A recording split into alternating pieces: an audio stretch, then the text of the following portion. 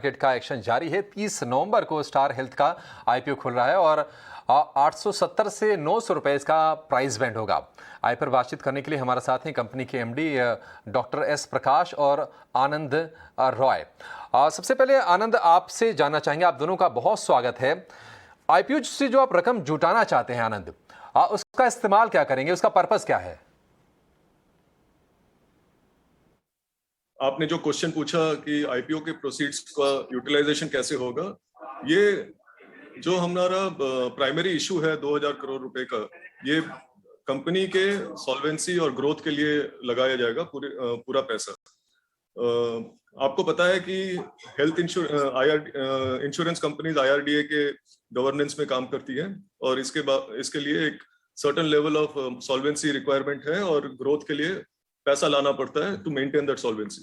तो क्योंकि हम एक फास्ट ग्रोइंग कंपनी है, हमारा ग्रोथ इंडस्ट्री से काफी आगे चल रहा है पिछले काफी सालों से, और आगे भी उम्मीद करते हैं कि ऐसे ही चलता रहेगा। तो इसके लिए जो सॉल्वेंसी मार्जिन की जरूरत है, ये पूरा 2000 करोड़ रुपए पैसा इसी के लिए लगाया जाएगा। आनंद सर, आपसे ये भी समझना चाहेंगे, क्या ये जो पैसा आप रेज कर रहे हैं, क्या इसका कैपिटल एक्सपेंशन में इस तरह इस्तेमाल नहीं करने वाले हैं आप? कैपेक्स के लिए कंपनी खुद से जो जनरेट कर रही है रेवेन्यू, उससे हम हमारे ब्रांचेस एक्सपेंशन, एम्प्लॉयज एक्सपेंशन करते रहेंगे। पिछले साल भी हमने 100 से ज्यादा ब्रांचेस हमने खोले हैं, तो वो तो चलता रहेगा। That is regular business of the company. ये जो कैपिटल है, ये आपने जैसे बोला, ये ग्रोथ के लिए यूटिलाइज होगा। ग्रोथ का मतलब यही होता है ना कि बिजनेस एक्सपेंशन के लिए, नए नए मार्केट्स में हम जब ऑफिसेस खोलेंगे, लोगों को अपॉइंट करेंगे, तो इन सब चीजों के लिए यूटिलाइज होगा और ओवरऑल सॉल्वेंसी के लिए भी इसका यूजफुल होगा। डॉक्टर प्रकाश, आपसे जानना चाहेंगे कि कोरोना जैसी महामारी से बाहर आने के बाद आपकी जो बैलेंस शीट है उस पर कितना असर पड़ा है, और भविष्य में अगर ऐसी कोई महामारी आती है, कोई पैंडेमिक ऐसा आता है, तो उससे लड़ने के लिए हम तैयार कितने हैं? COVID claims, so 28% of the number of claims in this financial year, and 41% of the outgo as it is due to the COVID. COVID though, this is something unprecedented. First time we encountered lot of patients coming with COVID, and most of the hospitals almost 100% full capacity. But Amlonko, we are able to do a good service, very good service during that COVID without any break, and we were able to manage the pandemic without break in continuity. But on the P&L for quarter one, for the half yearly, you will see that there is some naturally there is some loss because the number of claims have more than doubled compared to the previous years. So naturally there is some loss that is booked in the first half of this year. But going forward, we see that the number of COVID claims are slowly coming on a decline, and we are closely watching for any other third wave. But India, zyada people now they have vaccination, so naturally with the vaccination and with the awareness and with the hospitals having a good clarity on treatment, naturally the impact of pandemic should be less in the days to come. जी आनंद जी, आपसे समझना चाहेंगे, देखिए sir, जो बड़े शहर हैं वहां पर तो इंश्योरेंस का पेनिट्रेशन भी है, लोगों में अवेयरनेस है, और आज जिस तरह से कोविड आया तो जागरूकता और ज्यादा बढ़ गई। लेकिन जो छोटे गांव हैं, जो छोटे कस्बे हैं, शायद वहां पर उतनी अवेयरनेस भी नहीं है।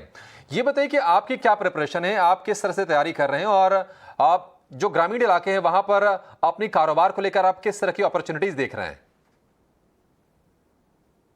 आपने बहुत अच्छा क्वेश्चन पूछा और बहुत इंपॉर्टेंट क्वेश्चन पूछा, क्योंकि ये जो कोविड है पूरे पॉपुलेशन को इम्पैक्ट किया है, स्पेशली सेकेंड वेव में, छोटे टाउन्स में भी, शहरों में भी, और अर्बन सिटीज में भी, मेट्रो सिटीज में भी। इतना डिमांड हमें देखने को मिला टायर 3, टायर 4 सिटीज, और अभी तो हम रूरल मार्केट्स के लिए भी एक एक्सक्लूसिव वर्टिकल हम बना रहे हैं, ताकि not only in tyre 3, tyre 4 हम रूरल विलेजेस में जाके हेल्थ इंश्योरेंस का प्रोपेगेंडा करें और हेल्थ इंश्योरेंस का कवरेज उनको भी दे सके। तो ये हमारा एजेंडा है। हमने एक एक्सक्लूसिव वर्टिकल बनाया हुआ है इसके लिए, और बहुत सारे ऑफिसेस हम रूरल मार्केट्स में भी खोलने वाले हैं और खोल रहे हैं।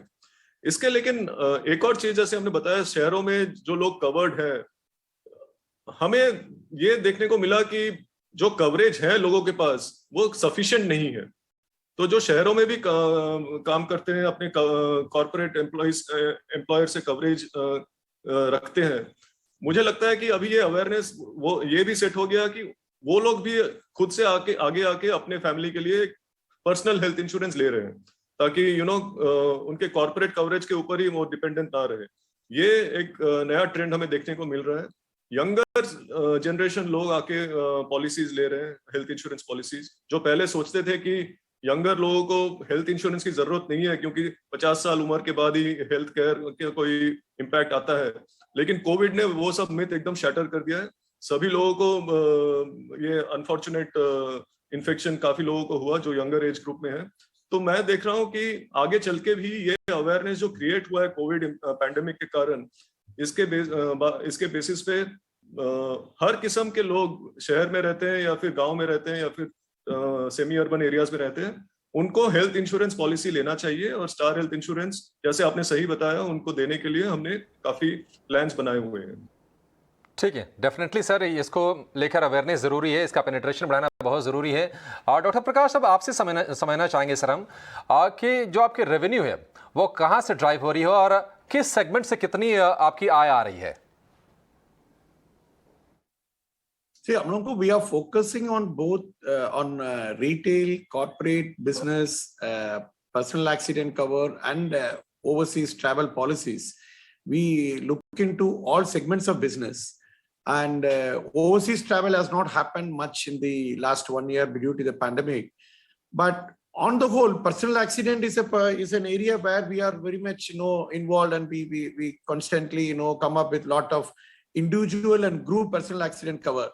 And we have a presence there in the personal accident market. On the retail and corporate also, like, we don't leave any segments, but we look into those that are profitable, and we have a greater focus onto the profitable segment.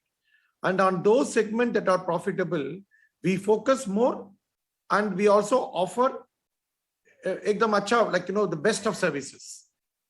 So that is our strategy. Our strategy is to have more of the business turnover happening on the profitable segment.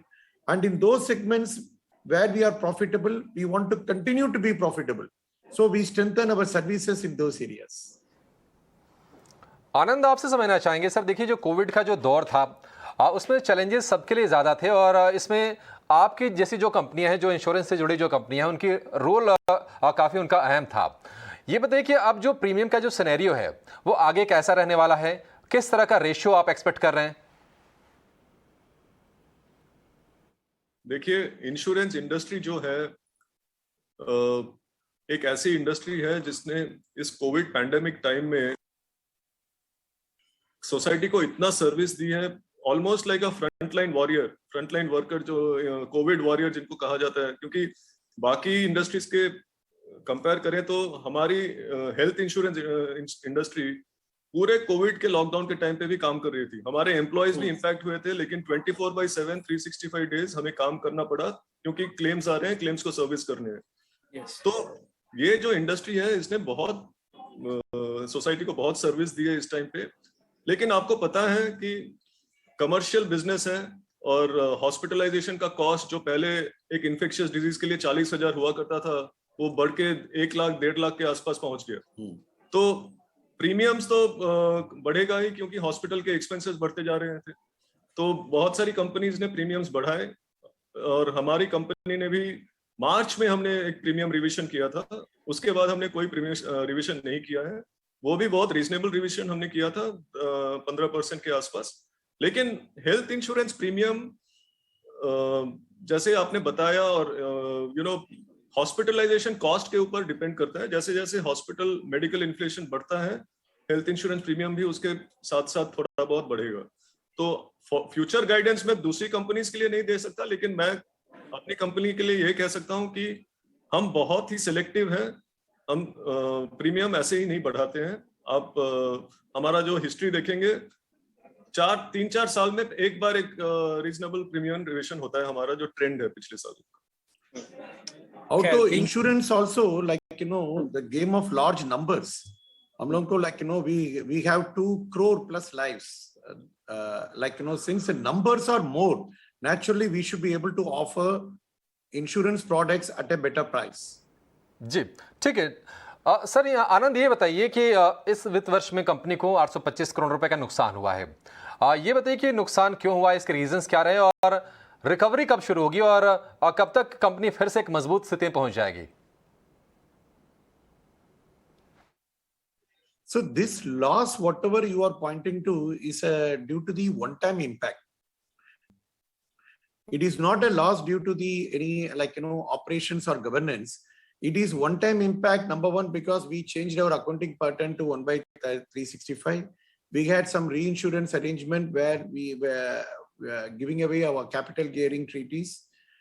And the third thing is the one-time impact of the unprecedented COVID. Otherwise, before the pandemic, last 15 saal mein, like you can see that 5 saal mein, you can see that we have been continuously booking profit before the pandemic. So naturally, these are one-time impact, what you see in the P&L for FY21 and this FY22 also. But this pandemic has also taught us to become very strong in our governance, in identifying how we can best have a best pricing arrangement with the hospital, how we can prevent any fraud, abuse, leakage, and how we can service the customer better, like, in spite of so many hardships and challenges.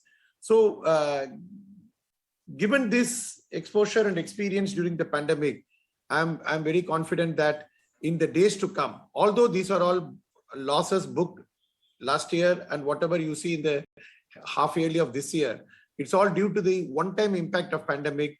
Going forward, we are very confident that we should not be facing a loss that we have been incurring due to this one-time impact. ठीक है आनंद, एक आखिरी सवाल, और वो जो सवाल है ना, वो कंज्यूमर की तरफ से है, वो एक इन्वेस्टर की तरफ से है। अब वो ये कि मैं आपका ही इंश्योरेंस क्यों खरीदूं और एक निवेशक के तौर पर मैं इस आईपीओ में निवेश क्यों करूं?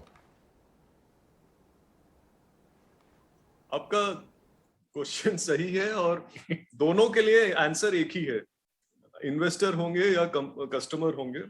Star health insurance exclusive health insurance company है। हमारे प्रोडक्ट्स और हमारे सर्विसेज, हम मानते हैं कि हमने बहुत सारे बेंचमार्क्स क्रिएट किए हैं इंडस्ट्री में कि एफिशिएंट सर्विस कैसे दे और ज्यादा से ज्यादा लोगों को हेल्थ इंश्योरेंस कवरेज कैसे दिलवा पाए। यही दो हमारा एजेंडा है और इस एजेंडा को मन में रखते हुए हमें लगता है कि हम हमारा जो करंट पोजीशन है उससे हम काफी ग्रो कर पाएंगे। और इसके लिए नया कस्टमर भी हो या नया इन्वेस्टर भी हो, आपको स्टार हेल्थ कंपनी को इसी एंगल से देखना होगा और उम्मीद करता हूं कि आप कन्विंस होंगे कंपनी का प्रोडक्ट भी खरीदने के लिए और कंपनी में इन्वेस्ट भी करने के लिए। आनंद जी और प्रकाश जी, आप दोनों का ही बहुत शुक्रिया अपने आईपीओ पर बातचीत करने के लिए और इंडस्ट्री का आउटलुक भी हमसे शेयर करने के लिए। चलिए बाजार पर लौटेंगे।